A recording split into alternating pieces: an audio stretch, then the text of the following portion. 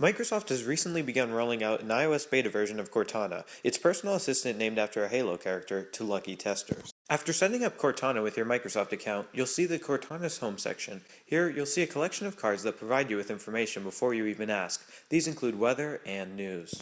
Sadly, Hey Cortana is not available in the Cortana for iOS beta, so you have to tap the blue mic button in the bottom right corner of the screen to speak to Cortana.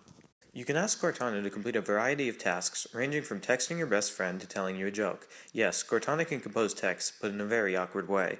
After you've told her to whom the message should be sent and what it should contain, you are taken to a message creation interface, which feels like a poorly designed web app. When you are ready to send the message, you tap the send button and a standard iOS message view appears on your screen with the recipient and message body already entered. Then, you have to tap another send button. That's 2 send buttons, one more than Siri, Apple's equivalent of Cortana, has. At least Cortana can tell good jokes like I mentioned earlier. Tell me a joke. What kind of underwear do clouds wear?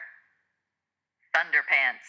Cortana can also make phone calls and compose emails. Cortana does the former very well, but her only email-related feature is the ability to summon an email composition view, which really isn't all that helpful. Cortana can also add events to your device's calendar. When asked to create a calendar event, Cortana summons a view that looks strikingly similar to the view that the pre-installed calendar app uses to create events.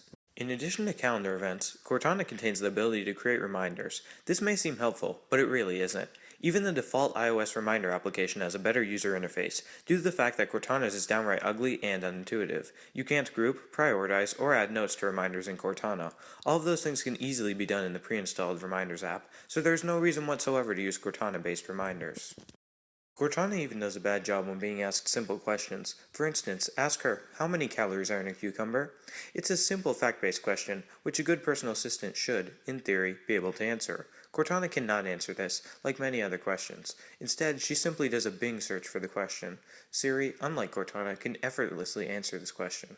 This demonstrates how Cortana cannot even stack up to its competition in a basic area, answering factual questions. At this point in time, Cortana for iOS beta is a very low-quality personal assistant. Cortana's interface feels and performs like a web app. Cortana's texting capabilities are awkward. Cortana's calendar and reminder capabilities are either identical or worse than those of iOS's default applications, and Cortana's answers to most questions tend to be Bing searches instead of actual answers. Hopefully, Cortana for iOS will drastically improve before a stable version of it is released, otherwise it will have a difficult time competing with other personal assistants for iOS, such as Siri.